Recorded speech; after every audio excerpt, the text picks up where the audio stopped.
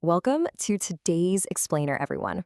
We are diving into a text today that honestly completely flipped my perspective on spiritual cultivation.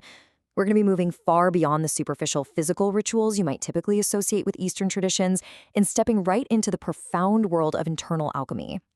Our source material today breaks down these ancient concepts with just breathtaking clarity, showing us that true practice really isn't about what you do with your hands, it's about what you forge within your mind. Okay, let's dive right into this. You've probably seen someone light a stick of incense and place it in a bronze bowl, right? It's a super common, almost universally recognized image of spiritual devotion. But what if I told you that the physical stick of incense is actually kind of irrelevant? The source text challenges this assumption right out of the gate. It argues that lighting a physical object is merely an elementary, temporary bridge. It's like training wheels, if you will. It is entirely incapable of directly leading a person to true enlightenment. So here's our roadmap for today. First, we'll look at the true meaning of incense. Second, the body as a furnace. Third, the wisdom of the Heart Sutra. Fourth, escaping the dream state. And finally, the power of mantras. All right, part one, the true meaning of incense, where we look at the internal state over the external object. So if the physical incense is just a prop, what is the internal state it actually represents? Well, it turns out true incense is this thing called the five-part Dharma body, and it consists of five specific internal elements: precepts, concentration, wisdom, liberation, and the knowledge and vision of liberation. When ancient texts demand that you offer true incense, they literally want you to cultivate these exact five traits: your disciplined mind, your deep concentration, and your liberation from worldly attachments. That is what wafts upward. That internal state is the only true offering. Moving right along to part two, the body as a furnace. This is where we get into internal alchemy and practice. Okay, so if those five internal traits are our true incense, where exactly do we burn and refine them? The text draws this absolutely fascinating contrast here. You know how ancient alchemists sought immortality using literal blazing furnaces? Well, an enlightened practitioner realizes that the human form itself, specifically your physical body, your speech, and your mind, is the ultimate alchemical furnace.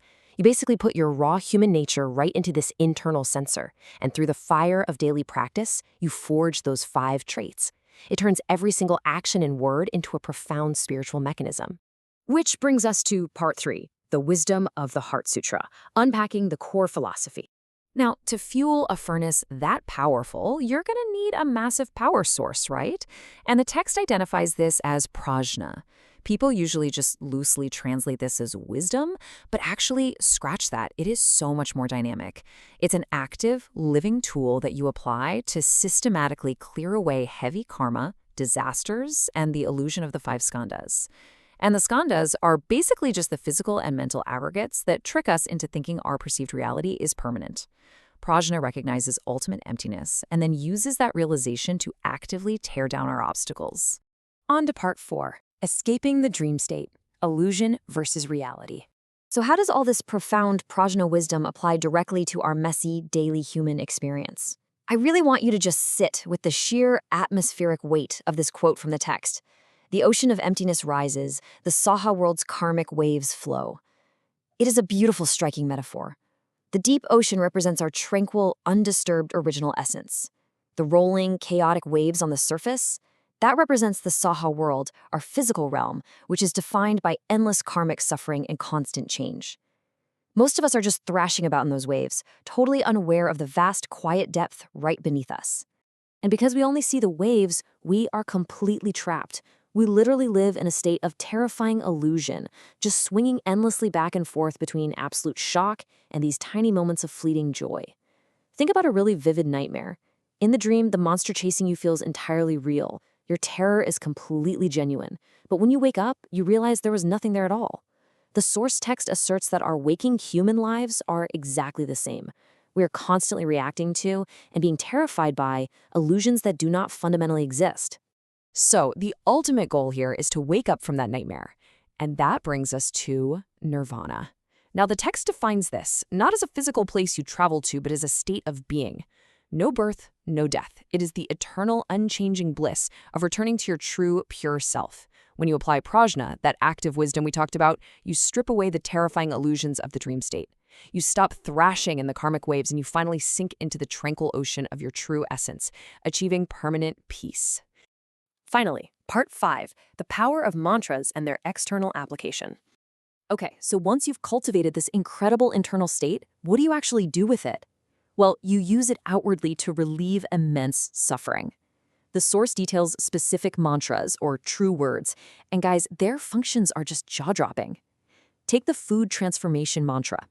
The text explains that certain beings, like hungry ghosts, have such heavy karmic greed that any food they touch instantly turns to fire in their mouths. This mantra actually alters the physical properties of the food so they can finally eat without burning. Similarly, the sweet dew water mantra relieves extreme cosmic thirst, and the universal offering mantra instantly expands a single offering to reach all beings. These aren't just chants, they are profound, energetic interventions meant to alleviate literal torture. But, and this is a really massive but here, you can't just read these mantras off a piece of paper and expect them to work. The text is incredibly strict about the moral prerequisites. Step 1, you must perfect the 10 good deeds. Specifically, you have to completely refrain from harsh speech and negative actions. Why? Because step 2 requires a pure Brahma voice, a specific, pure resonance that can only be generated by a morally spotless life. It's only when you possess this Brahma voice that you can move to step 3 and actually activate the true power of the mantras. If you haven't done the rigorous internal work, your chanting is literally just empty noise. And that brings us to our final thought for today's explainer. We've journeyed all the way from the superficial burning of wooden sticks to the profound alchemical refinement of the human spirit itself. The source material is crystal clear. True practice demands relentless internal discipline, active wisdom, and a pure heart. So, I want you to look deeply at your own life right now. Are you merely performing empty rituals, forever drifting and thrashing in the chaotic, karmic waves of the dream state? Or are you finally ready to do the real work, perfect your character, and ignite your own internal furnace? The choice of what you offer to the world is entirely up to you.